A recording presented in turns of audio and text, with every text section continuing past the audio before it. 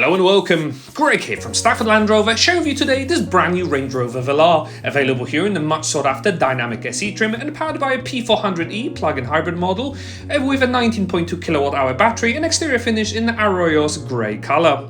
Loads to enjoy with this model with the benefits of LED headlights with signature daytime running lights, whilst around the side 20-inch satin dull grey alloys will contrast beautifully.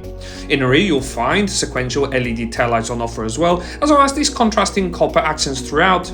If that wasn't enough, this model even benefits from a panoramic roof, and inside the cabin you'll find this ebony leather upholstery.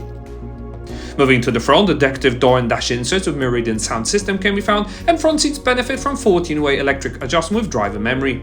The driver will further enjoy this heated multifunction steering wheel with interactive driver display, whilst the large 11.4-inch PV Pro connected surfaces will feature built-in sat-nav as well as heated front seats as well. Selectable drive modes are available for the all-wheel drive system, and other great features will also incorporate FM and DAB digital radio as well as wireless Apple CarPlay and Android Auto.